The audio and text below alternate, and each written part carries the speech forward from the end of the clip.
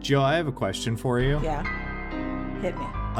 When I die, can I get Austin burned with me in my cremation like the Pharaoh? Wait, what the fuck? Pharaohs were famously buried in tombs, not burned. I think you're thinking of the Vikings.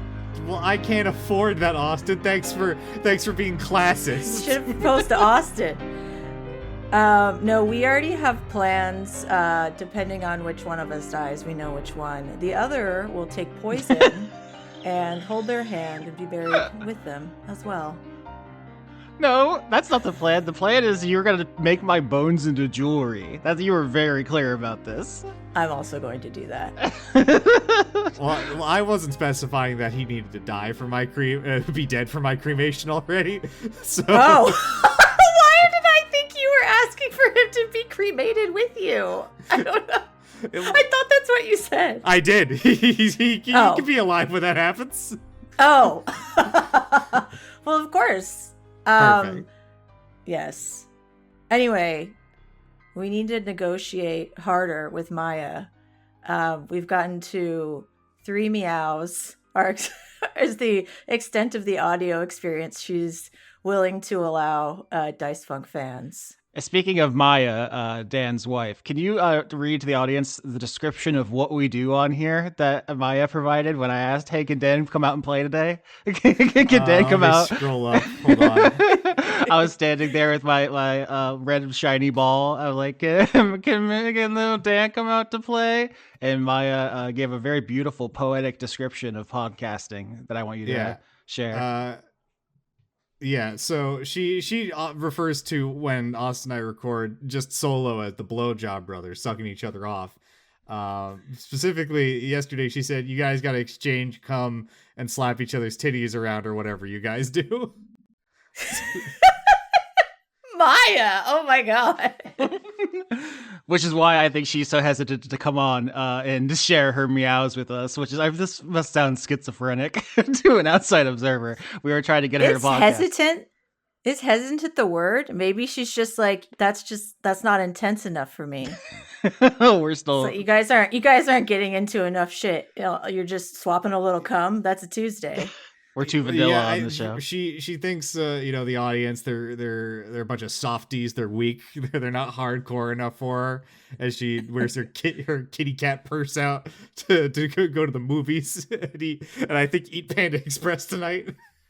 But yeah, negotiations have broken down vis-a-vis getting Maya on the podcast. We're currently at 3 meows is what she's willing to provide. So if there are 3 random cat noises edited in completely inappropriately, that's what happened there.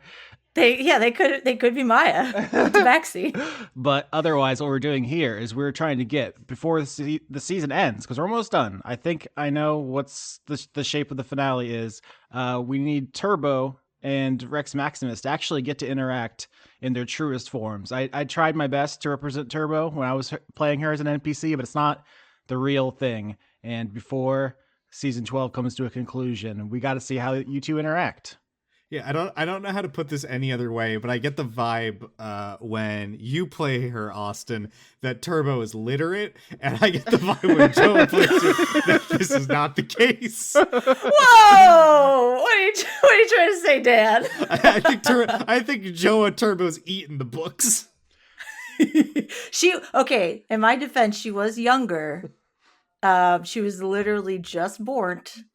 So dragons are born with define books, the equivalent of like human genius intelligence. They still need to acquire most language, but of course there are spells like comprehend languages and tongues and so forth. So I think that if I was curious if anyone was going to be like, how is Turbo speaking complete sentences the moment she's born? I was like, oh, assembly and cast tongues on her, it's fine. But no one brought that up. Take that, pedants. But Turbo is also like, a baby that has been exposed to chemicals while developing. So I was going to say, this is a Cymbeline raised and hatched baby. This is like, well, this is like if you just started drinking from day one of the ovum forming. This child's got a little bit odd. We can't be saying that. You can't be talking like that, Dragon Baby. I do want to say you did a very good job, Austin. I did my You best. did Turbo justice. Yes, I appreciate I'll you. only whip you a little bit. Jesus, maybe Maya was right about just enough for you to like it. So the idea for this episode, which I have been calling Turbo's Big Day Out, is that we're just going to get as many excuses for you two to get into shenanigans together. This represents the downtime that the audience is already in. So there's like 20 years before DiCaprio comes back, and then 20 years after, leading into the finale arc. We can quibble about those details if they're interesting, but I think this will show a progression. It's like a montage, basically, of like important scenes from Rex and Turbo's developing relationship. Feel free to ask me any clarifying questions so we all get on the same page, but I'm imagining this first scene we're going to do is pretty early. So, you were captured in the big climactic battle in Doc Hop's bag, and you were, still quite feisty and rude and full of tude. Do you guys have any crazy baby or young child stories? You guys get up to any shenanigans as a youngster? I got attacked by a rooster. I developed a deep fear and hatred of roosters. Is that anything? I guess. I mean, if you pivoted more into sort of like a chicken based job, like a fried chicken merchant, it would give more context. My life's passion is to murder roosters, and in this position, I will. Yeah, exactly. Be empowered to do so. I do. I don't remember this, but I've been told this is the case. That when I was in kindergarten, a child had died, and then I convinced the school I could talk to his ghost. They brought me around to all the teachers. Holy shit! Keep what repeating the this. Fuck, Dan? Wait, what is happening in New Jersey? This is not right. This is not okay. And then, of course, there's the other story I told where I ruined a circus performance. I've said that one on air before, I believe. What else have I done? I've had a weird life. Yeah, you're always having new stories. I'm thinking surely we're going to get to the bottom of the barrel soon, but we were doing pre-recording audio check and you just dropped some crazy shit about worms. You're just full of stories and worms. Stop. Wait, what? About worms? Imagine if I actually went outside, like all the stories that I would have then. The worms would get you immediately. I had a thing of like Lucky Charms in my house. That I like forgot about, and I was like, oh, I'll have a bowl of cereal. If it's a little stale, it's whatever. Took a bite of it, full of worms. It was full of worms. It was a cereal that had become infested. So that was a deeply unpleasant time in my life. The bad luck of the Irish. Oh, yeah, like that. I had swallowed too. I swallowed and went, something's not right here. Okay. And then I looked down. Maybe Maya was right. Maya was right. All right. This first scene, it has to be with Viola, I think for politeness' sake. Otherwise, we have left her comatose with time madness for a month or something from the listener's perspective. After a while, it gets disrespectful, I think. And also, otherwise, Turbo's never going to get to speak to her mother again in the whole show, so we got to get that on camera. What are we doing? What's this look like? What's your mind palace? Maybe this is the first time we're taking Turbo to Viola's lair, and we're trying to convince her, no, you will not drown if you put your head under the water here.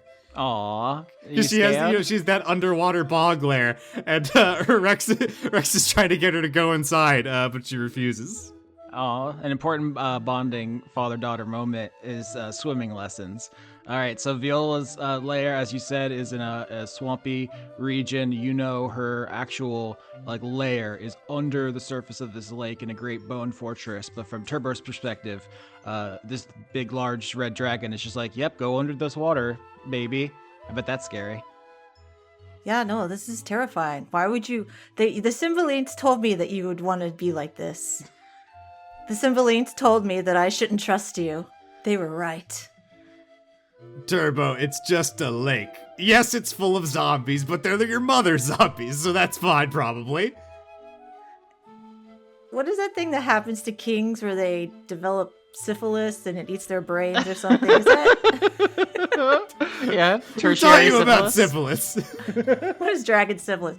Well, see, I read a book by none other than my aunt, Doc Hop. Ate a book. I did. I ate the book. I absorbed the knowledge. I'm not listening to your melted brain and drowning myself, father. Have you, man? You've hit teenager real fast. I was really excited about this. I was like, I could be a piece of shit to Dan, and like a loving, endearing, beautiful way. Everybody loves it. Everybody likes to go after the little guy. And in this one, you're the big guy. While you two are standing on the, the edge of the lake, there are like zombies milling about. Humans, elves, dwarfs, goblins, basically all of the small folk of the Cookie Mountains end up here eventually, and they're stopping. Like they come over because you're like an unknown person, Turbo. But as soon as the zombies get close to you, they shuffle away, realizing your connection to their master. Well, before they do that, I do like a nod up, like a sup. I'm like, why are you telling me what to do? And then I look at them and my demeanor completely changes. And I'm like, one of the zombies nods good? up, but the head falls off. Perfect. Yep. You can add a zombie head to your inventory. Yeah, and I feel the respect. Okay, great. My inventory is huge. I feel the respect. Turbo, when I was your age, my father was using me as fishing bait to catch leviathans. This is not helping your case. He would have just thrown you in there. So fine. We'll take this slow. Go put your floaties on. I'm gonna look directly at him, and then can I just, empowered by the respect bestowed upon me by the zombies and other folks, just look at him and one step forward and just bloop, drop in like a pencil. Absolutely. What is the parenting role, Rex, to support little Turbo here? I do a little salute. Parenting role to support Turbo. Let me think here. It's got to be athletics, right? Looking at your sheet. Oh yeah, I just what is it? I do a fucking Hulk clap to part the Red Seas real hard. Yeah, roll it. You to be a swimming coach, basically. 30. Holy shit. Oh my god. Yeah, I mean, dad rolls. Yeah, the power of dad gives you dad advantage. The lake is so dark and so cold and full of like drifting body parts and stuff. It's quite yucky. But your dad can illuminate it with plumes of fire out of his mouth that, of course, are like immediately extinguished. But it's like brief blinks of light so that you can see. He can push. And it makes the water warmer too. And Rex has to specify it's not pee. I promise you. I'm a red dragon. It's not pee. I'm naturally very warm. Turbo says, well, it wasn't pee. Yeah, this is a little okay. This is a little too intense. You were like getting the brownie points. You're doing a great job, and then you had to bring up piss, and that made it weird. But they're like lurking zombie sharks and so forth in here. I was gonna say freshwater sharks, but they're zombies. It doesn't matter that your dad can keep away with this incredible 30 score. And below you see the ominous edifice of like stark white bones that make up this fortress. It looks really cool. If that's the kind of aesthetic Turbo's into, I guess it's up to you. I was gonna say, yeah. Like as I see the flash of the light that Rex's ability causes, I'm just kind of struck with like, wait, this is pretty fucking cool, actually. So if Rex keeps getting good rolls on this, and it's good dad rolls that make you a good dad, it begs the question if Orlando just had really bad dad rolls. Going to your therapist and you're like, yeah, I don't know, we just didn't have a good relationship. And it's like, what were his roles like? Can I see his character sheet? What kind of stats is he dealing with? Maybe your dad min-maxed wrong. His build was all wrong. It's like Elon Musk's Elden Ring build. Why do you put everything into adaptability? What does this do? It's nothing, you fucking idiot. All right, you all reach the door of the fortress. There's magical warding in here and so forth, so it doesn't flood inside. We discussed this when they stole your egg from here. Now that I'm thinking back on the previous time the Cymbalines are here, you were not hatched yet. But you retrace their steps, like eerily. If we were filming this, we would use like the same shots to like evoke returning to this place. Yeah, Rex'll what is it? Rex'll step inside, activate his various fire-based abilities to kind of dry himself off, and then do kind of like we don't have a towel here for the equivalent, but I have such like deep-rooted memories of my father. Like when I was really young, I would get out of the shower, he would take like a towel and violently dry me with the most aggressive rubbing possible, and not in like a mean way, Like a but dog. just like this kid's gonna get dry, and I think that's what's happening here. Like if Turbo had fucking fur, she'd be fluffed up at the end of this, all frizzed out, as he dries her off, and gets the pond scum and various bits of slime and detritus off of her. Yeah, severed leg. Yeah. I give you the most teenager numb look. Deadpan. The Gen Z Dad. stare. Yes. Don't give me that look. I know you care about how your scales look, and that slime isn't doing it any favors. Oh my god, what the fuck? What have they been telling you? If you ask me how I am, I do the little 6'7" gesture. No, I thought you were gonna be better than Ulysses. You're exactly the same. Yeah, Rex is gonna call out to Viola and say that, Viola, we have a visitor here for you. Yeah, Viola, puce dragon, carried on a palanquin by a dozen zombies of various shapes and sizes. She has like a retinue of zombies who are fanning her with big fans, and a whole line of zombies bringing her drinks and so forth. She's like very tired and so forth. She's not standing these days. She's being carried from room to room. To be fair, I think half the time I visited her, she also was still being carried by zombies.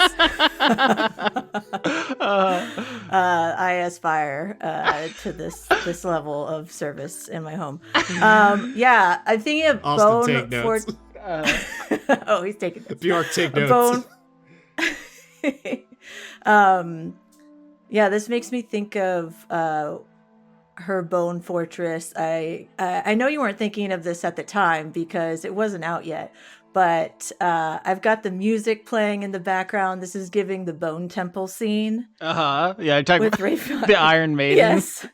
Yes. Yeah, the Number of the Beast. Everyone's got Yeah. to see that movie. It fucking rocks. The only thing I know about that movie is that there's like a zombie with a fat hog in it.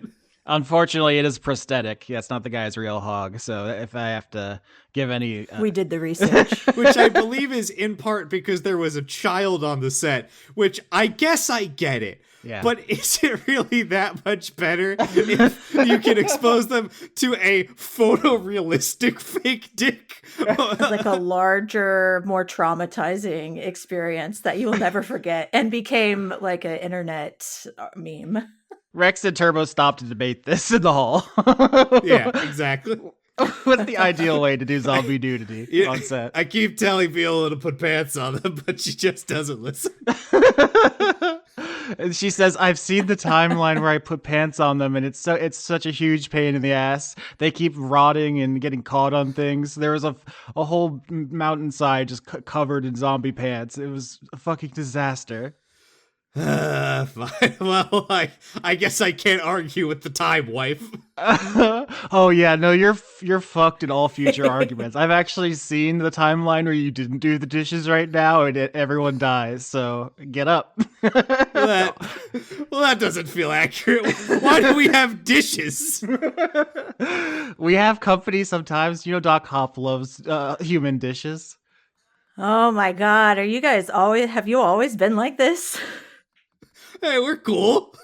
Am I not cool? I thought I was cool. I thought you were cool that you started talking. What? Same problem with this one. But I do like the zombies. You think I could get a couple of those? I've got some things I need to get done. What sort of things do you have to get done? You were just born.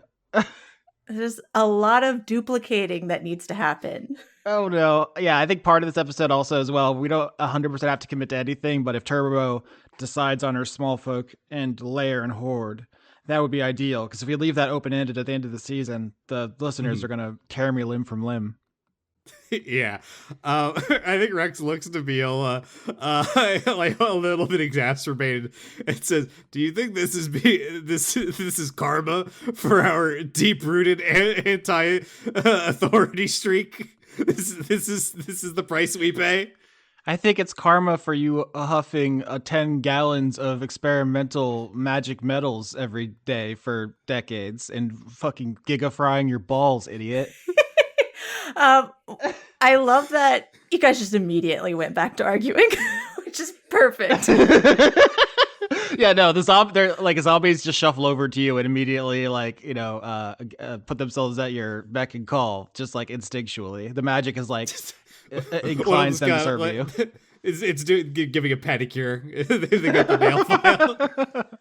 Okay, no, you have to get all 7 of them. They all need to be the same design.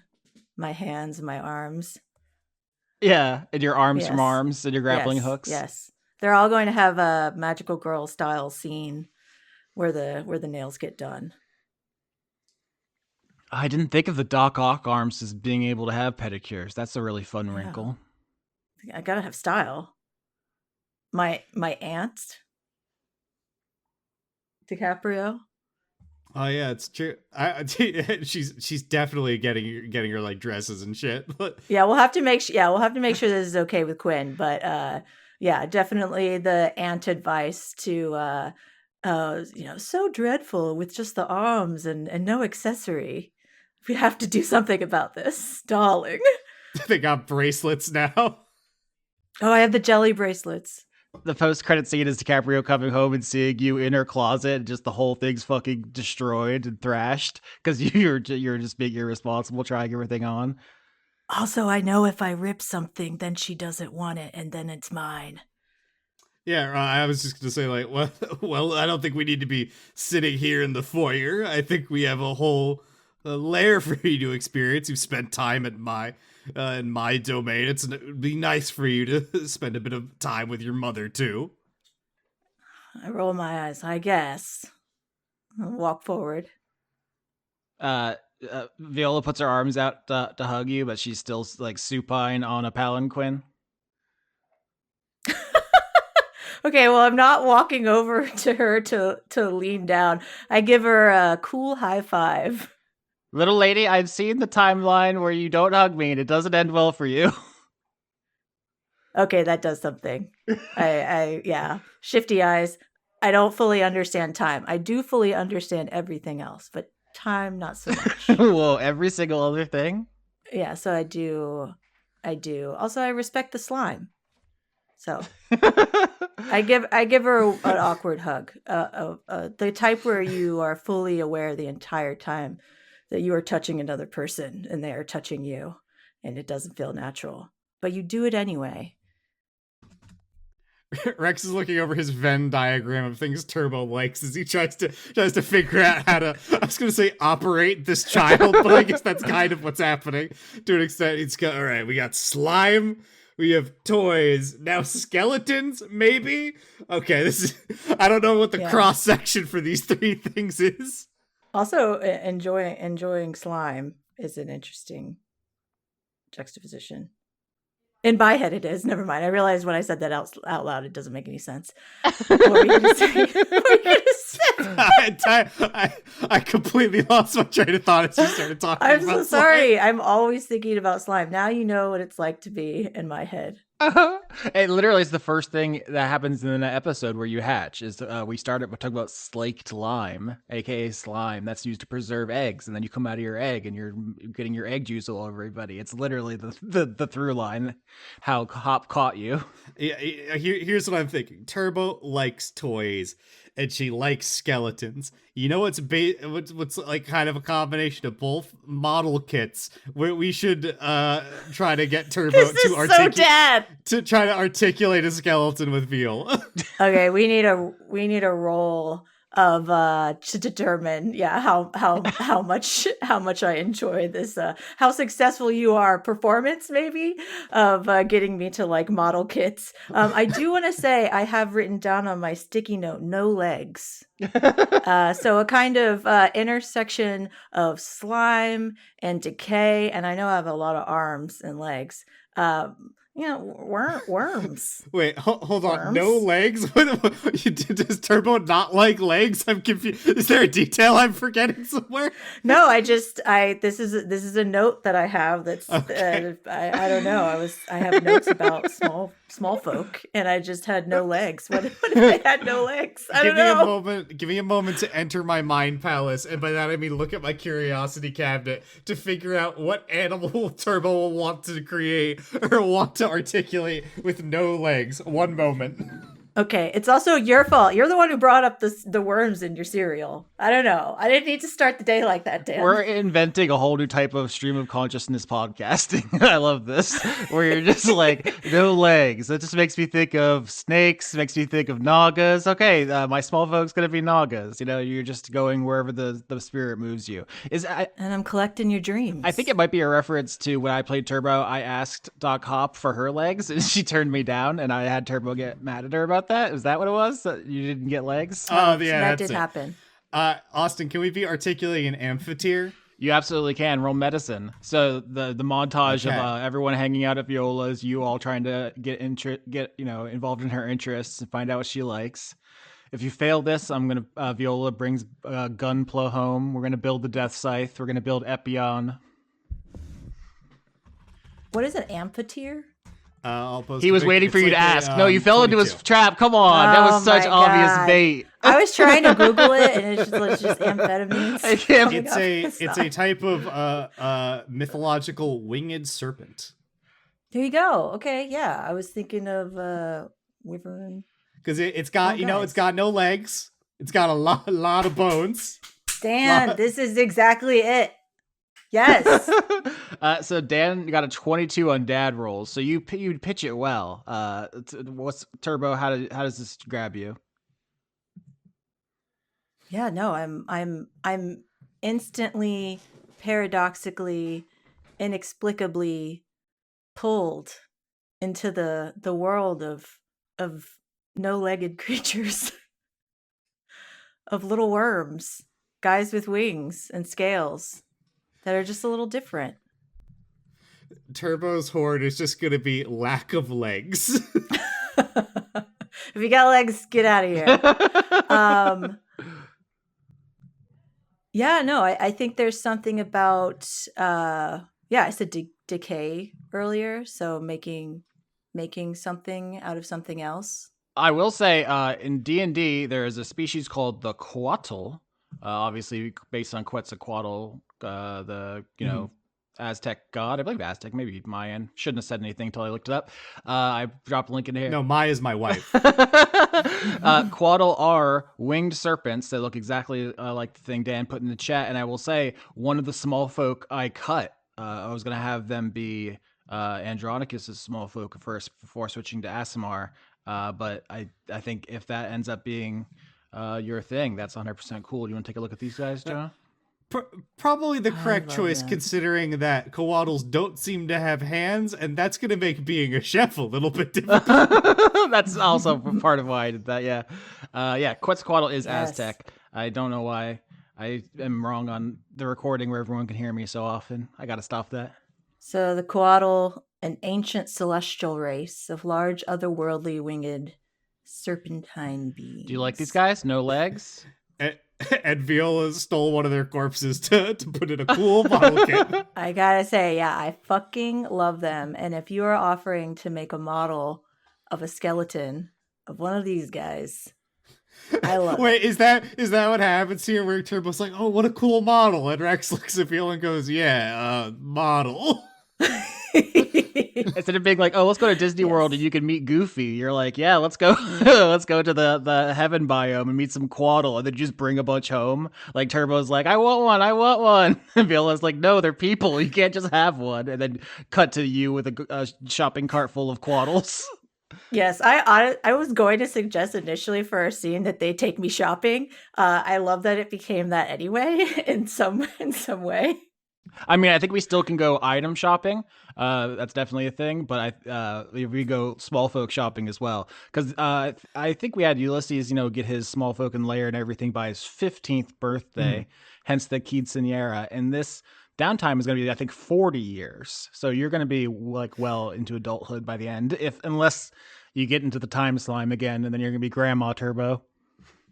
I did I don't remember if this made it into the episode or not, but I did have the concept of what if we went to, as a little preview of next season, the flesh markets of Tiny Ass, so she could take a look at the corpses.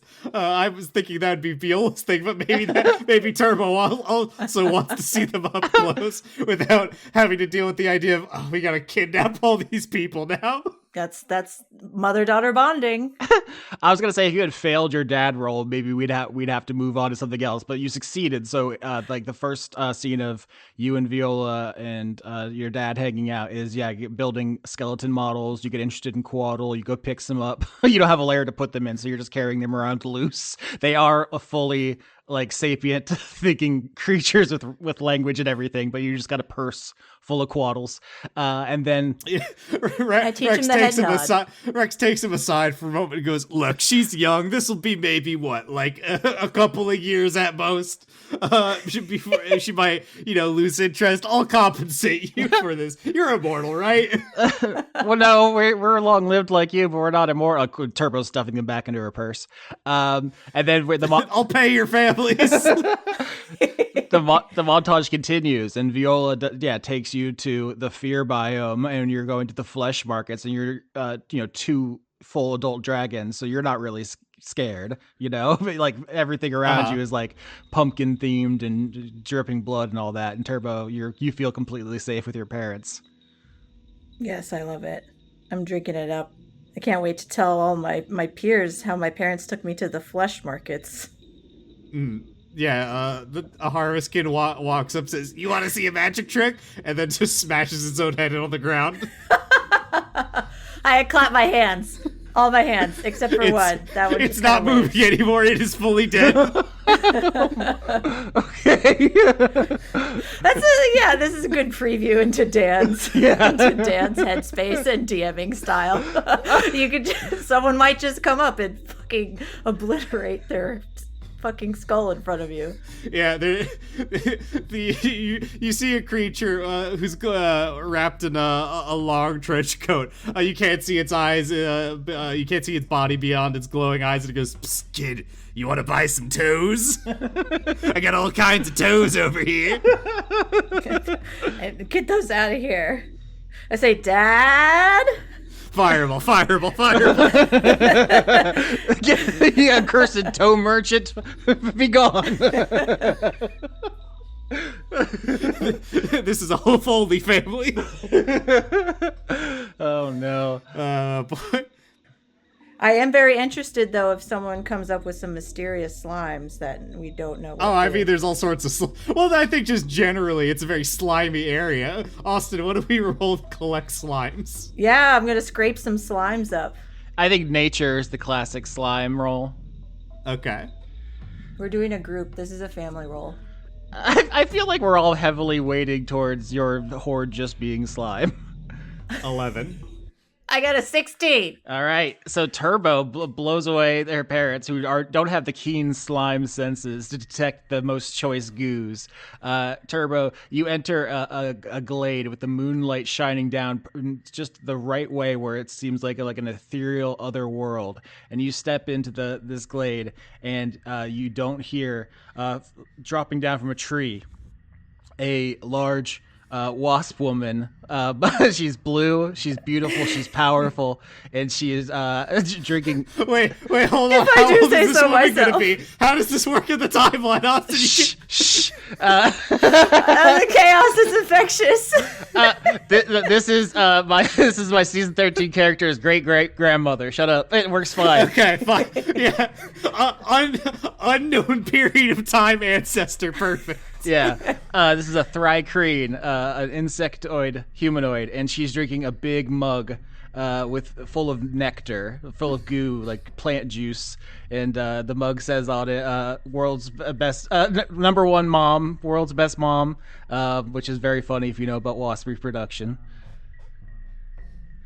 I'm gonna ask her how many toes would you need me to trade you for that mug and everything in it. I need a gift for my newfound mom. Joe, if we work hard enough, we can make toes the currency of season 13, and Dan won't be able to stop us. Honestly, yes, Dan, you brought this on yourself. I mean, it was already corpses. So are we using them as shorthand for fucking like more valuable corpses? Is it like a hobbit toe is like a penny, but a giant toe is $100? Like, what are we doing? It's the portable version of the currency. Yeah, no, this Thri-kreen will give you an assortment of various nectars, plant goos, for the toes you acquire on your way. And she looks at your parents and smiles broadly. Insight check? Viola, I keep trying to juice these ghosts, but the ectoplasm keeps disappearing. Juice the ghosts. That would be a great album 20. name. Yeah, this Thri-kreen is looking at your bodies lasciviously, thinking about putting grubs inside of you. You got to get out of here before this lady knocks you up. What the fuck? And I just think she's nice because I got a 7. Yeah, I'm just like, man, she's really giving. People here are so nice. Rex scoops up Turbo and looks at this bug woman and goes, "She's only 45, you sick bastard." Turbo hasn't developed the sense of when people only want you for your body yet. I'm distracted by the slimes. Yeah, you have now a variety. You can put in your ever-growing inventory a variety of nectars. Yeah, I want to say that as I'm developing my expertise in my field, and you just get really into something when you're a kid or you're an adult, whatever, and now you need more tools to understand them.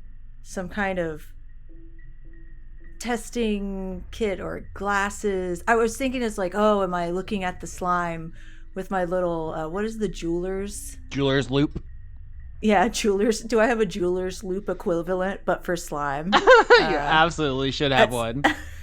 At some point, I need to get one of those. A birthday present, or the Quaddles can get it because they're your small folk, and once you have properly acclimatized them, you can send them out on missions. Yeah. I'm thinking now like a seamless transition from the scene where it's like Turbo's a little kid with her parents at the flesh markets of Dynas, Turbo as like a teenager with her parents at the flesh markets, and then a young adult, right? It's like seamlessly transitioning through the scene. And one time you're at the markets because it's like years later, but we can still have like the same kind of basic setup. Rex Maximus and Turbo parentheses Cymbeline, you run into another red dragon at the flesh markets.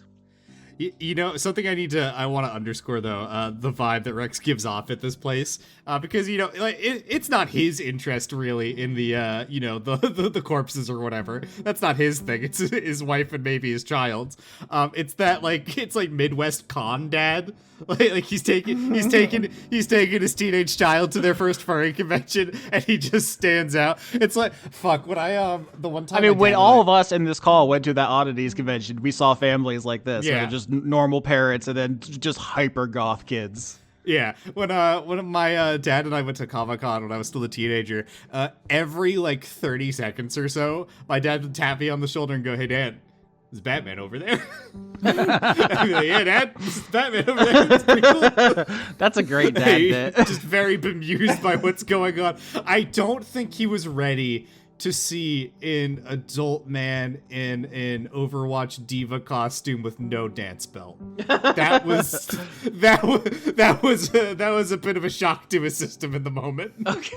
What's the equivalent for Rex seeing something in the fear biome that he's not ready for? Just some really fucked up body situation.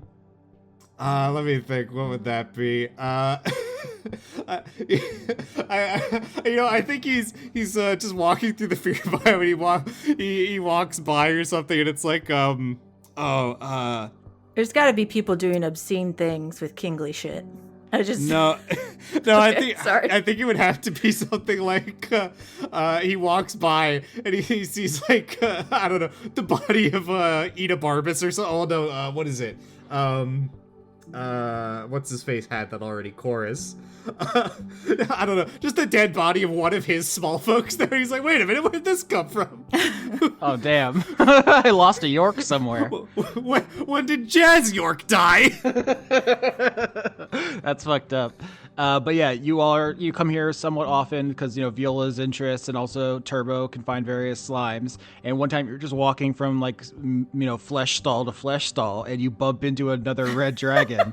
And it's Rosaline, your mother, who says, "Oh, Rexy Wexy, and is this? No, it couldn't be. Is it my granddaughter?" We've gotten to the best part where Austin does the weird mom voice, which I love so much. I literally rewind the episodes just to listen to you be Rosalind. Mother, shocking, I didn't see you there. We're bigger than all the buildings. How could this be? He's right before... I was going to say, right before you say that, I treat her the same as the toe person. I'm like, Dad? Rex will hug his mother because even though, even though she's like a massive racist or whatever, he doesn't really care about that. I think honestly, in his mind, part of it's like, yeah, frankly, she's like an environmental good for his small folk plans because he doesn't want it to be easy. If there is a so-called apex predator out there coming for him, it makes him work harder. So frankly, I think the immediate knee-jerk affection that you show Rosalind is notable to Turbo. I just want to throw that out there. This is why we don't do one-to-one allegory, because I don't like the idea of Rex being like, I had to put up with my racist mom. She does have a point about people from central Kazakhstan, though. Yeah, I mean, Rex doesn't care for the reasons why she does it, but he's like, yeah, make him work for it, sure, whatever. Rex will be like, now Turbo, don't you see the family resemblance? Go hug your grandmother. And because she's older now, so he's more willing to not push her around, I guess is the word I want to say, but be a little bit more stern with her, although this is like in a joking way. He'll just kind of put a big claw on her back, kind of shove her forward. Yeah, do you hug Rosaline, your grandma? She is, of course, one of the most powerful dragons of the Cookie Mountains, being red, which is one of the inherently strongest types. She's also ancient, so she is on one hand one of the strongest things that can exist in Dungeons and Dragons. She is also on the verge of tears because she is just beating her grandchild. Aww. So, yeah, I do want to say that. Definitely hug. It's been a few decades, right? Nope, that's God. The rules. The podcast rules. And glossing over, it's been. God damn it! What an emotional Years reunion. Have passed. Yes, and I am. More open to this side of the family. Also, she just exudes kind of a kooky, eccentric, vibe, which I think Turbo's kind of into that. But I do lean in and take this opportunity with the hug to whisper,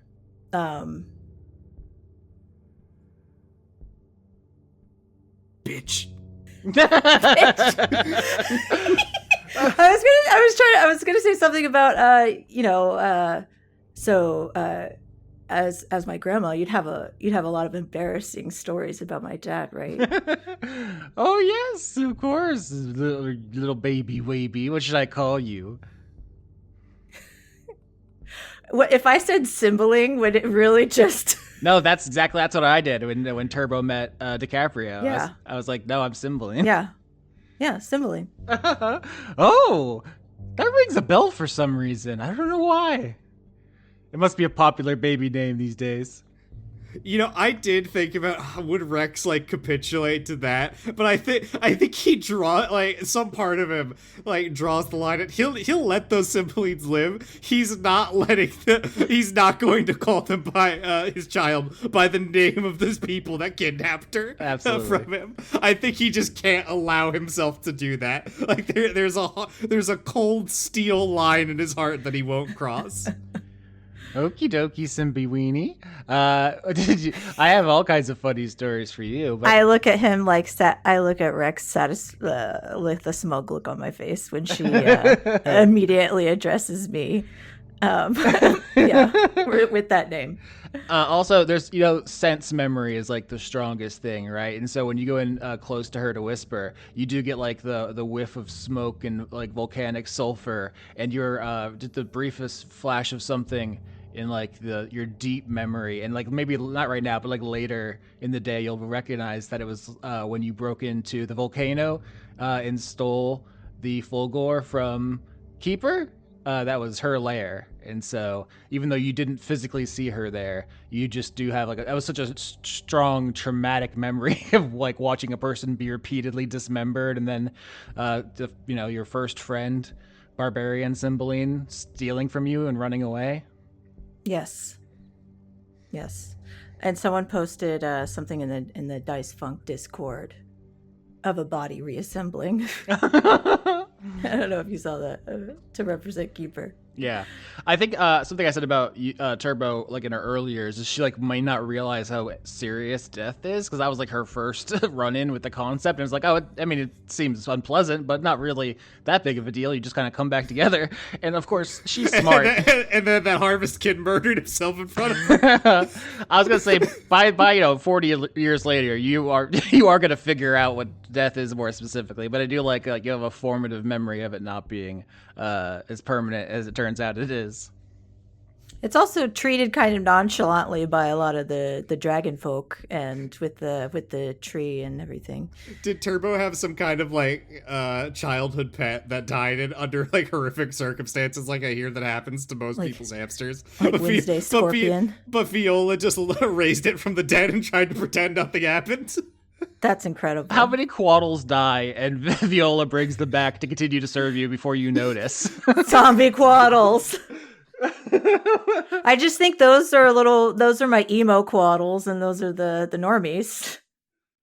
That's where her tastes are mixing between the like fairy dragon stuff and then the mother's influence. Uh-huh. When you're in a bad mood, you send all the living Quaddles away. You're like, only dead Quaddles right now. Yes, that's how you know. Those are the signs. Bring me my hoodie and some juice, zombie Quaddles. As you go on AO3, Angels of Our Own. Perfect. So Rosaline tells some embarrassing baby stories about Rex. I'm trying to think of things that Dan has told me that I could repurpose. What was the? I think it was Mr. Stabby, his childhood boogeyman. I think it was like it was a teddy bear with knives for hands. What do you mean his organs? Yeah. Oh, they're faced what way? His sister DiCaprio was to dress him up and make him do little fashion shows, and he hated it so much. Oh my gosh. You have to have some kind of, I don't know, paintings or something of that. Oh, I have some daguerreotypes. I thought I got all of them in The Purge.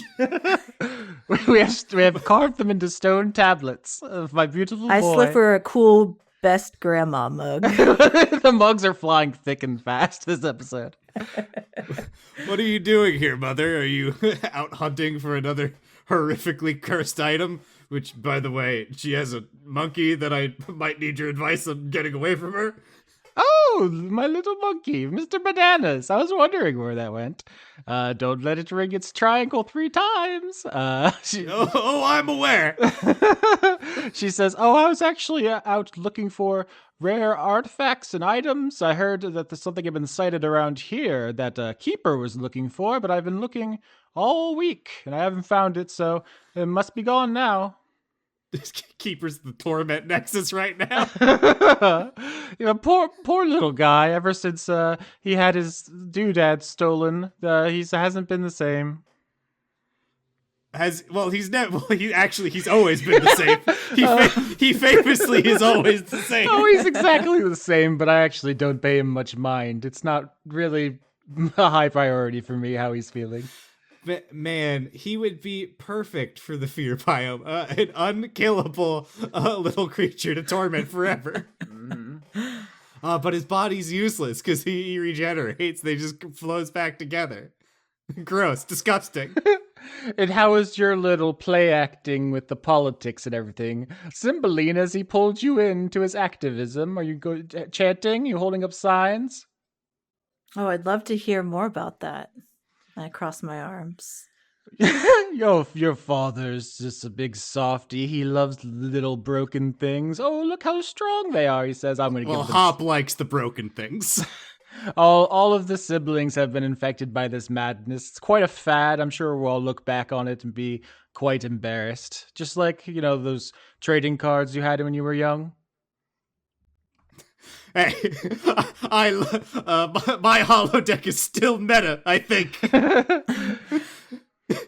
It's a 12-12. Surely that's good in the meta now, right? There's no sort of turn one hand trap that can be played to instantly win. This is gibberish, dear mom. Yeah, piggybacking off of what Rosalind said about the political activism, Rex will say, well, Lace hasn't gotten us killed yet, and she is quite old, so it'll be turning over to, I don't know, who's next in line. It's hard to keep track with the relativism of it all. Yes, quite annoying. Maybe you could return to a system that makes sense. Well, I wanted to start sucking the slime out of every new dragoon, or as I call them, dragooners. She looks. All slime stances have to go through me. We talked about this. When you start talking about sucking slime, she covers Cymbeline's ears. She's well aware of the slime, mother. At this point, I rip off her hands if it's slime. It's time. I am to be part of the conversation. Yes. But Viola's already losing her. Already gets flashbacks to other timelines where she's still with DiCaprio. Very awkward. Has made a couple of lunch dates pretty rough. So Turbo is kind of softened and curious, just hearing someone else talk about Rex and having activism, and I think you said caring about broken things and the like. Yeah, so she's interested in that. A little more respect for her dad. Don't let her find out about all the goo monsters she's or maybe do let her find out about the goo. I was gonna say he won't talk to me about this stuff. He thinks I'm not old enough. Well, you should enjoy your youth while it lasts. You don't have to worry about grown-up things just yet. You're still so cute. Well, Turbo, if you wish to watch the next attempt at Ascension, you're free to join. Don't drink the goo. It's made of my blood. Okay, wait. You have blood goo? Why wasn't I told about the blood goo? You weren't old enough. You see, when a human wants to be a dragon real bad, they've got to get the goo and take it inside of them. We call this the birds in the blood talk, because the orcs give it, and they're all birds. Yeah. Incredible. Yeah, no, this is really solidifying the importance of goo and slimes in Turbo's. And sometimes it horrifically rewrites the person's body structure into a sort of mix of draconic and humanoid tendencies, and then they collapse into protoplasmic goo. It sounds like an issue for the Slime Council. Oh boy, here we go with the Slime Council again. Dear, are you the Slime Council? I am. How did you know? I could just tell. Can I call you Grandma? Oh, I hope so. You're my favorite. Now, Grandma, I've heard there's some deeply, deeply cursed slimes. Oh, there's the cursed slimes of which I dare not speak. Their viscosity knows no bounds. How does Turbo feel about pitch, that one like incredibly viscous liquid that takes like 10 years to make one drop? Whoa. Is it enough, like does it get by The on a refractory technicality? period on this goo. Yeah. Yeah, the dragons have no problem teaching you what a refractory period is, but they don't want to tell you about politics. That's fucked up. Yeah, exactly. If you found out what the median voter in the Cookie Mountains was like, she'd kill herself. What the fuck? I do want to somehow steer this conversation with Rosaline into an agreement that we're I want to have a more consistent relationship with her. Does Rosalind drink tea? Does she take weekly afternoon tea? She's like my grandma. She loves tea. But she's also just chain smoking cigarettes at all times, like all grandmas I've ever met. Yeah. Grandmas used to be so cool. My Dutch grandma did it. My New York grandma did. Yeah, I think at some point, Rosaline will try to tactfully ask if she could have a relationship with her granddaughter now that things have cooled down. Because yes, she is your ideological enemy, but without Orlando around to give her real power, she's kind of just a civilian, like she's just like your racist mother who you can kind of put up with for Thanksgiving. Well, like I said, Rex at the end of the day doesn't really mind because he needs that. It's what his dad instilled in him. In every ecosystem, there has to be a predator. Yeah, I'm curious because I think there's a version of this campaign where if you all choose to be the defenders of small folk, you're the champions of the powerless, then Rosaline is the final boss. But I think the version we instead are getting is where you say, if you chill out, you can see your granddaughter, and that's how you defeat her. Like the sword of custody visitation. Yeah. Look, Rex will basically say to her, look, of course you're always welcome to see Turbo, as long as you're not liquefying or incinerating small folk immediately in her presence at all times. That's perfectly fine. Can she correct him and say Cymbeline? Absolutely. I believe you'll find that her name is Cymbeline. Rexy Wexy. Oh dear, there are some lines I mustn't cross. What is that? How can I look up this goo that takes a year to make? Someone needs to find this because I want to read about this. Hold on. Grandma, let me tell you more about the goo. Tell me. Pitch drop experiment is the world's longest running laboratory experiment, started in 1927 in Australia to demonstrate some substances which appear solid are highly viscous liquids. I found it. Yeah. This is what Rosaline gives you for your next birthday. Let's see, how long did it take? I'm just trying to see how long it takes for this to do. It takes a decade for a single drop to fall. What? And it keeps being missed by some of these scientists. But this is like the centerpiece of your collection. I mean, I think the way this episode is shaking out is there's going to be like three major scenes, one with Viola, one with Rosaline, and then the last one. And we have your small folk. I think we have your horde. Now we need your lair.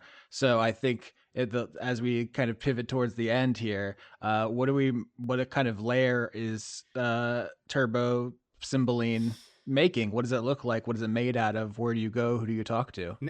Can I make a pitch here? That's what I want from you explicitly. just thinking on this, because I feel like we are not addressing the elephant in the room, the key thing that could tie this all together, and that's slime molds. I mean, okay, so Dan hasn't listened to previous season, and we did a whole season about slime molds. Fuck. All right, well, I'm leaving. Goodbye forever. We have what was it, elbows or cannon? I think it was the thing where Dan, you had a dream where you tried to talk about elbows, and I stopped you and I said we can't do that. Elbows or cannon. I think I said something. I had a dream where I was doing something, and it was hairy elbows, and I was like, oh yeah, this is gonna be the hairy elbow season. No, actually, we did that in a previous season. Fuck you. Oh, that's so specific. In my head, I am imagining, and this actually hurts me greatly because I find the substance to be deeply uncomfortable personally. Uh, not like, I guess you couldn't call it a mountain, but just a sort of Jello type mountain, just made entirely of gelatin. I mean, that's very Adventure Time. I feel like to do that, it wouldn't be naturally occurring in the Cookie Mountains, but we could do magic to a mountain and turn it into Jello or parts of it into Jello. Well, here's a question. We've exiled the Symphonines from the Cookie Mountains. Is there a chance that maybe Turbo's deciding to live outside of it? Every chance. Oh, interesting. I hadn't thought about what is beyond. I was just Googling slimiest places on Earth. There's Slimeville, UK, the slimiest place on Earth. Laura, you didn't tell us about Slimeville, UK. What the fuck? It seems like it's more of an interactive activity center. So they actually created the slimiest place on Earth, which makes it, I don't know, is that legit? Can you honestly be the slimiest place on Earth if it's man-made? So maybe I have to create my slimiest place. Yeah, I mean, I absolutely think it could be interesting if this episode ends with Turbo being like, I think all this stuff at the Cookie Mountains is not for me. I'm going to go find myself somewhere else. And that's just like the bittersweet symphony that's life, you know? And you leave if that's what you want to do. Or you could use magic to turn a mountain into Jello. It's the kind of show we do. Now, does Turbo buy the $1,400 barrel of Lube Life lube? Come on. That's basically slime. Well, there's a whole lube room. I don't. It's just you gotta know your options. Oh, it's temporarily out of stock. Yeah. I could see. Well, Turbo, not in Turbo's like, lair. You know, going to like a sort of like swampy, boggy bio, and then doing some fucked up magic to turn it just all into slime. Yes. This is your call, Joe. Where does Turbo want to live? What kind of slime connoisseur? Yeah, I mean, so you can go on an adventure. Do you want to roll survival to like you two to like scour Arabella for like the choicest slime? So yeah, I want to visit. Yeah, I think we gotta visit a couple places. 13. I don't know much about slimes. I'm just here to help my daughter. Yeah. So you spent some time wandering. This is, I mean, in dragon perspective, right? This could be like a multi-year like sojourn, because that's just the way things happen. Where you visit a bunch of different biomes or countries by now and look at various things. I think I know who I want to show up. I'm gonna have it happen mid-scene, but so you're at some sort of swamp. You're looking at the pond scum and the goo, and you're dipping your claw in it. It just doesn't feel right. How are you two talking about her leaving the Cookie Mountains? One moment, I'm looking up interesting or innovative slimes. We're gonna get calls from our internet providers. We're like, what the fuck are you up to? What are all these searches? We've called the FBI. Turbo would love hagfish. Their main defense is just covering themselves in slime. When I was looking at slimiest places on Earth, hagfish kept coming up. Oh my god! So we'll probably need to speak with the hagfish. Yeah, I just say I just don't know if it's for me. You know, like Cookie Mountains. There's so much baggage here with you and Grandma, and just everybody knows about me. And everyone knows about y'all, and no offense, but you kind of fucked everything up.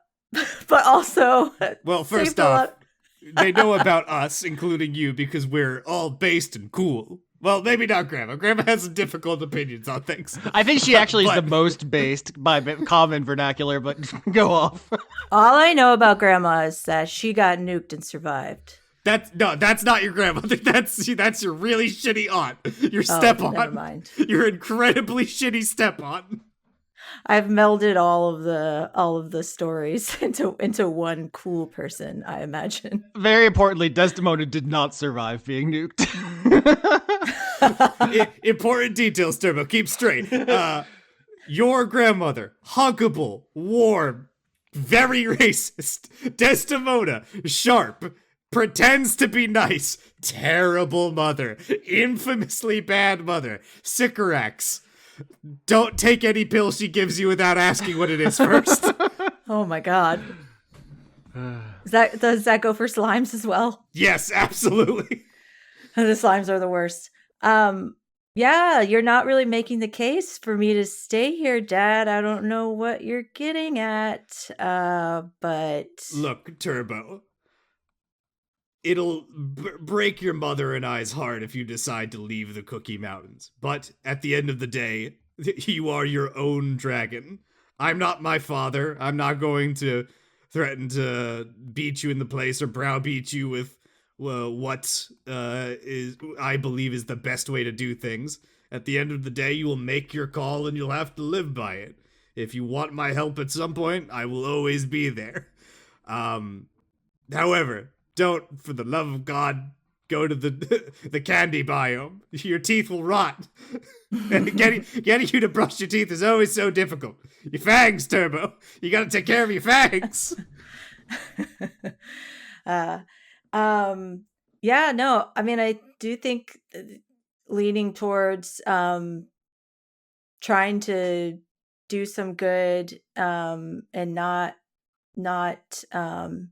being in the shadow of anything else, and also maybe not being under the governance of the Cookie Mountains, and being able to provide some kind of refuge outside of the Cookie Mountains. It doesn't mean that I'm exiled or can't ever come back, right? Of course, you can always return. It's the land of dragons. It is a dragon's home by right. Although, of course, you will not. If you are in a different biome, you won't have the full immediate protections afforded to you that we do. If you get up into trouble out there, and you will not be able to simply return to the Cookie Mountains immediately to dodge any immediate recompense. You'll have to be able to handle those issues on your own out there. And if I develop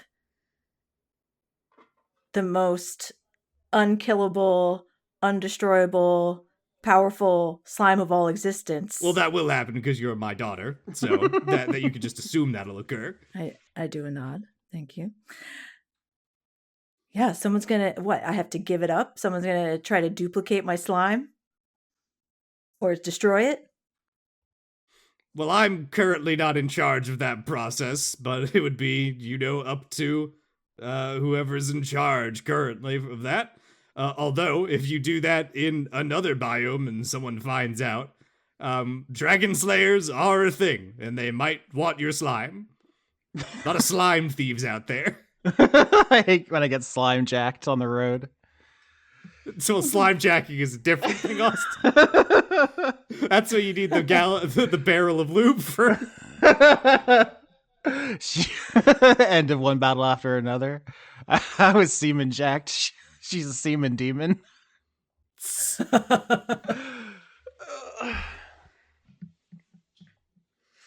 Rex will put a hand on his child's shoulder and say, at the end of the day, I will support you in whatever decision you choose. And I'm sure your grandmother will be sending her famous cookies over to you. And then it hard cuts to like a picture of just some burnt charcoal briquettes. Scraping them into the trash, taking out a box of Andronicus's special cookies, putting those in the box instead, relabeling them from Grandma. Well, I was gonna say that's just what red dragons eat. That also works. An important thing we never mentioned in this episode: you are wearing a sick ass cape this whole time that you got from DiCaprio. So I just wanted to put that out there. What does my cape look like? It's a landscape, so it looks like a landscape, but it can change. You can choose what kind of landscape it looks like. Yeah, and so when I'm in my my emo quaddle mode. I can make it like a thunderstorm. Wow. Is she still sticking with the coattles these years later? Yes. Or is she? Yes. Okay. Yeah. All right, Absolutely. so she is going back and just kidnapping more koalas. So I think, and this is I think what happens with the whether or not she's going to be establishing herself outside of the Cookie Mountains or inside of it. There hasn't been anyone else that we've seen, like a dragon that's been settled outside. So most of the dragons of the world have moved to the Cookie Mountains because it was made for them by the dragon gods. But we have seen the Australian post-apocalyptic nipple dragon that was in Mad Max world. So they're out there. That's the new Pathfinder type. Wait, I'm gonna be aligned with the nipple dragon? Well, no, your grandfather ate the nipple dragon. Okay. I'm gonna be the new nipple dragon. It was the Jabberwock, but yeah, there are dragons out there. So I'm also thinking about just like how Andronicus lives his life and travels around because he's seeking out all of these new flavors. And she's seeking out slimes all over the world. She doesn't want to just stay in one place. But I think she keeps getting pulled back to the Cookie Mountains. Yeah. I mean, you can return anytime. You can fly and you can learn teleport magic. It's all good. I'm just curious, do you build a lair anywhere? Or is your lair anywhere there is goo? Oh, that's very Cymbeline. It's just squatting. Just squatting in people's yards. Yeah, like this slime is mine. If you leave too much goo out, you'll just find a dragon out there just looking at it. The world is my lair. Uh-huh. Just like Cymbeline. That is how I was. Yep. I was literally about to say. And all slime is mine. The last NPC I wanted to say is like you and your dad are having this conversation while looking at a hagfish it's in some sort of body of water, and out of the corner of your eye, Turbo Cymbeline, you see one of the actual fairy dragons that you met when you were hatched, and they're like trying to stay out of Rex's eye line. But they just happen to run across each other out in the world because the Cymbalines have been banished from the Cookie Mountains. Oh my god. Okay, so I do absolutely, have to be outside of the Cookie Mountains. Does he have a little hat? Absolutely. He has a really cool hat. Damn it, I was trying to think of a cool kind of hat and I failed. I fucked up so bad. I'm sorry. What's a cool hat? It's one of the ones with the little propeller on it. I'd recognize that hat anywhere. Beanie. Okay, perfect. Yeah, but do you acknowledge the Cymbeline? Do you hide it from your dad? Do you wait until he goes? Or what's the thought there? Yeah, I do wait until Rex is at least not looking at us. If you want Rex to leave so you can have a conversation, that's fine. Because I know how to end that scene on Rex's side then perfectly. Well, I was gonna try to connect with the Cymbeline and then be like, "Hey, Dad, I have someone. I want you to meet," and then have you not freak out. But I do distract you with some slimes. I say you gotta go check this out. Yeah, Rex looks at the slimes before he goes, "Oh, one moment, I might need to collect some of this stuff. I saw some things over the ridge. It's actually good that you're you're finally moving out. We're gonna need the nursery. Your mom's pregnant again, anyway." Whoa! What the fuck? Oh, all right. We're gonna have to talk about that. Yeah, so I kind of bragged to the other Cymbeline. I was like, it's not a big deal. I get my dad to, go out and do some field work with me. He's my slime collector. He actually does all of the labeling. He can keep them warm. The slimes need to stay. Rex is just writing green one on the bottles. He's not really doing a lot of research into it. As I keep going, it's a really technical science, and there's a lot of trading involved. If you're interested. Red one. So you just walk up to the fairy dragon and like as if you are continuing a conversation from earlier. It's not like, oh my god, I can't believe you're here. Yes. You're just like, yeah, it's not a big deal. My dad's basically my small folk. He just kind of gets various mucks and sludges. We do our secret handshake. I was already typing secret handshake in the gifts. Right? All on the same page. Yeah. So we do our complicated, exactly. We do our complicated handshake. Vomit slime into hands, claps. Yeah, the Sympholian says, I'm so happy to see that you're having a good time out here collecting various loams and silts. How is it? Is it good? Why is my blood pressure rising all of a sudden? Viola's right. I need to lay off the salt.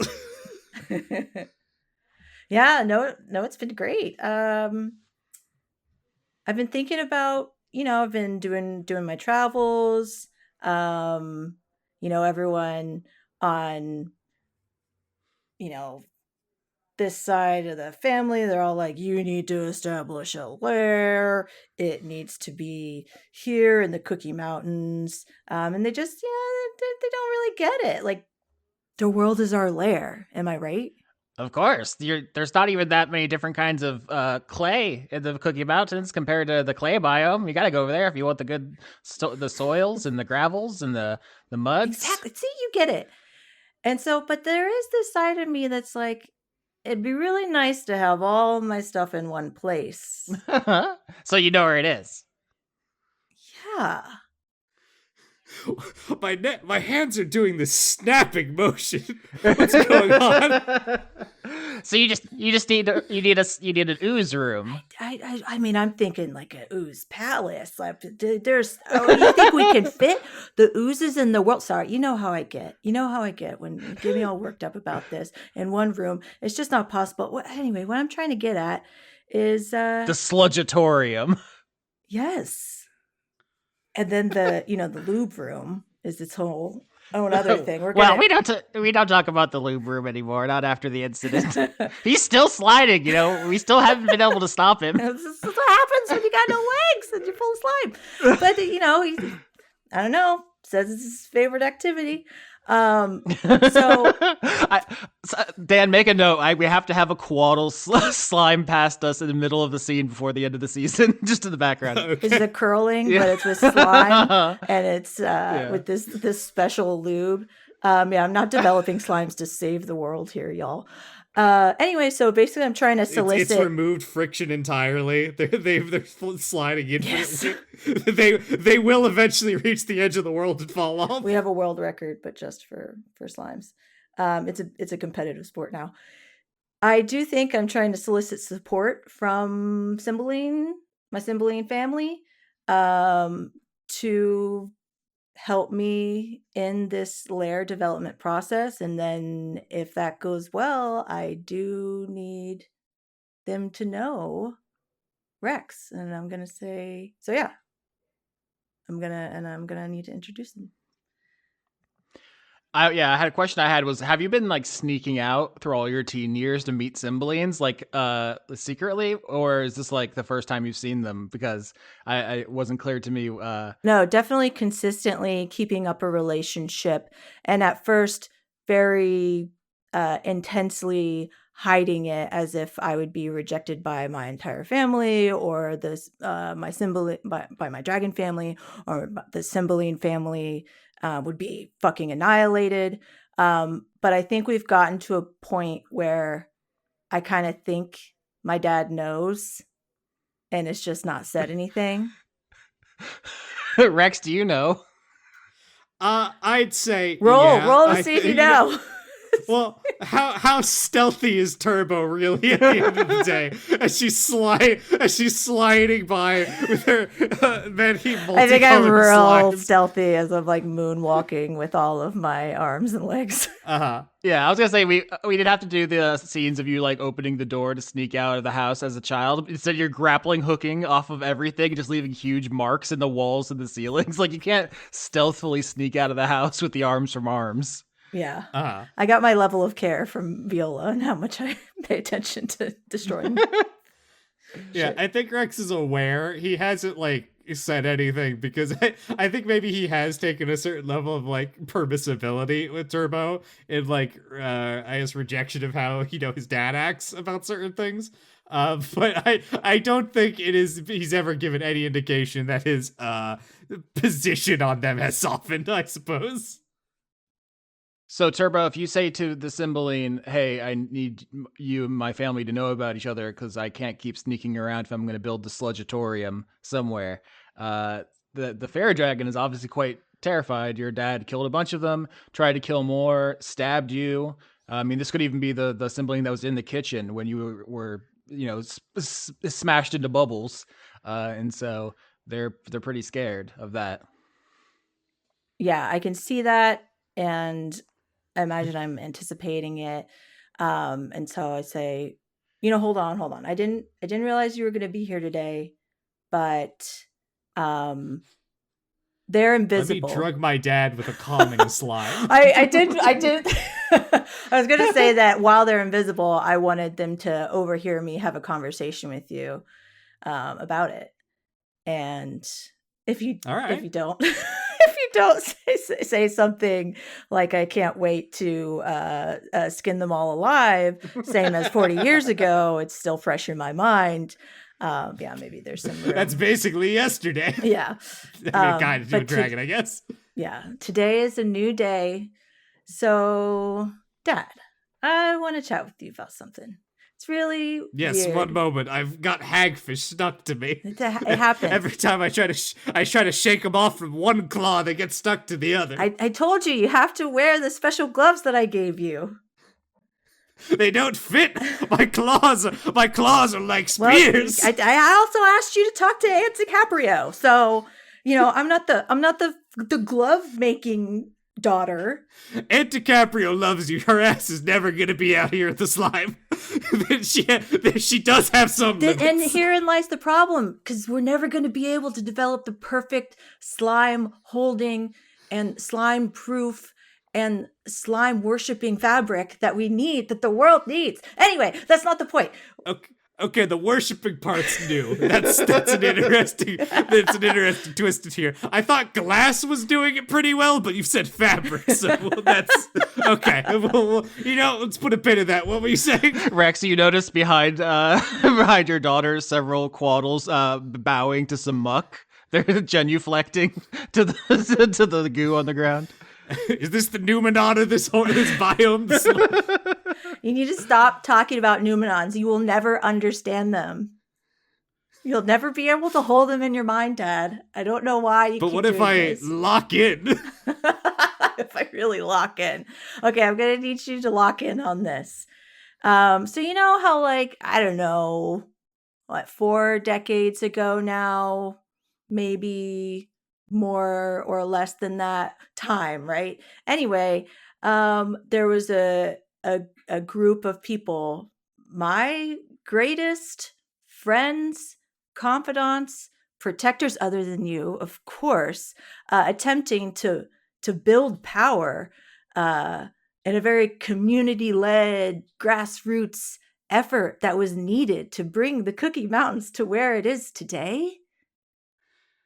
I think you're referring to one of the most harrowing and traumatizing experiences of my life, and greatly sugarcoating. Yes, of my life, actually, which I worked through, and together, I think you could also work through in order to help me, your precious, beautiful, perfect, massively talented and intelligent daughter, to do something more innovative than that slime.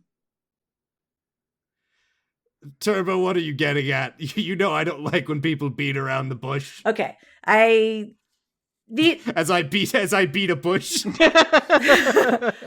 Okay, the Sludgatorium is never going to build itself, and it's never going to be cool if just dragons are involved. You've got your koalas and the zombie koalas. You know what I mean, Dad. You know who we really need. Slime is the most chaotic, misunderstood element. Can I call him slime an element? Yes, it's literally It is there's an elemental plane of slime in D&D. Straight up, that it is a the real thing. building block of all things. The most chaotic bubble, just one single swamp bubble. No one understands slime like I do. You know this, and I know what I need. And what I need is for you to support me in this. And my relationship with my other Those who shall not be family. named. They're a part of me. This is the whole part of me.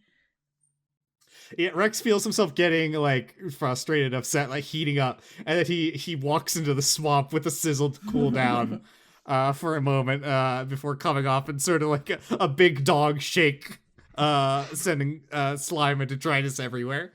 I'm gonna need to do with you what I do with my actual real life dad. Cause Austin, you mentioned the calming slime earlier. That I've got to start giving you supplements. No, calming slime for Rex from Turbo. And I was like, oh, I'm not going to drug my dad. But, I did give my actual dad lion's mane mushrooms and made the case for many months that it does wonders for neuropathy and brain health. And he did recently start taking it. So in just a few years, I can wear you down as well. Yeah. Rex calms himself after taking a breath and says, I cannot stop who you associate with, Turbo, but I don't think you understand the gravity of what the Cymbalines did to not just me and my mother and your mother, but the entire Cookie Mountains and what they were functionally doing to the stability of dragon society. At this point, I've heard this so many times that you can tell I'm kind of like tapping my foot and just like, oh God, this again. Okay, tell me, what did they do? What did they do that's so unforgivable? Stole my child before the egg was born. Okay, other than that, you can't use that because that's cheating. I am the egg. It's a pretty good reason. You're overruled by the egg from the story. Immediately upon being released from a cursed object, tried to rob my sisters and I. Constantly robbed us throughout that time period. Is it robbing if it's theirs? It wasn't theirs, they were our items. How are you going to feel if they start stealing your slimes? Okay, that's not how this works. See? The distrust. But it is. But these are things that they do. These are things that have happened. Okay. Got their hands on a magical artifact that was drawing in dragons to the Feywild and causing them to die. Okay, well, here's something you can understand. Yes, they will be stealing slimes, but they will be stealing them for me. And then robbing other dragons in the Cookie Mountains. Which otherwise I would be doing and putting myself in grave danger. Well, it sounds like you're going to be doing that anyway. Okay, but marginally less. Oh, you would actually be helping to put in place a plan where you'll be actively putting Cymbaline in danger at all times. and actually, if you don't help this to happen and have them help me with this legitorium, they're going to be a lot safer. And then they're not going to do all these dangerous missions for me. Or, I mean, currently my current arrangement of them never coming back to the Cookie Mountains is frankly working out wonders. Have you seen my wrinkles? They're going away. The stress lines, they're gone. Yeah, sure, Dad. They're I don't even know what wrinkles. And so what I am trying to get at is as Rex is starting to go through middle-aged dragon crisis. Does he have a comb over? I'm gonna shoot. He's got a horn over. Your scales are receding. What the fuck? Rex will say, Turbo, I try to help you in all that you do, but there is a line that I cannot cross. I am not just your father. I will one day be ruling over these Cookie Mountains. Once my age limit hits its max. And then, of course, I'll have to fight all those inevitables with your mother at some point. That's going to be a rough day. Hope you're ready to bury us. Anyway, Oh god, this is just like my real parents talking about death all the time. Thanks, Dan. Yeah. They are simply too uncontrollable, unable to compromise or reason with. Really, if it wasn't for the fact that you like them, they would all be dead. I tried so hard to get them to compromise, and they just wouldn't. Do you realize who you just described? You described me, Dad. And then I say, come on, let's get out of here. But I'm not talking to you. I'm talking to my invisible sibling friend. They've been here the whole time, you idiot.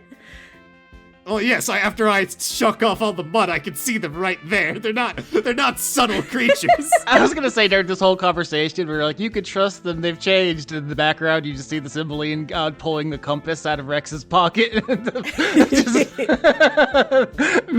Just dealing big combo. Yeah, I mean, at the end of the day, like, yeah, Rex will never like these creatures, and he thinks they're an active threat. They stole the loom once, they'll do it again. And he'll never forgive them for... I mean, really, at the end of the day, at the scenario of, hey, these baby stealers took your child and raised it for a little bit, and now it's convinced that they're, like, cool guys. That's, like, ultimate Stockholm Syndrome. Never fucking forgiving them. Stockholm Syndrome isn't real. We've talked about this so many times. Can I add a very funny punctuation to this argument? Yes. There is the loud, crystal clear ring of the musical instrument known as the triangle. Yes! It's, my one collateral that I will never get rid of. And on that note, that is very satisfying. Yes. The clear ring of the triangle from the monkey. Maybe my dad was right. Hitting children is a good idea.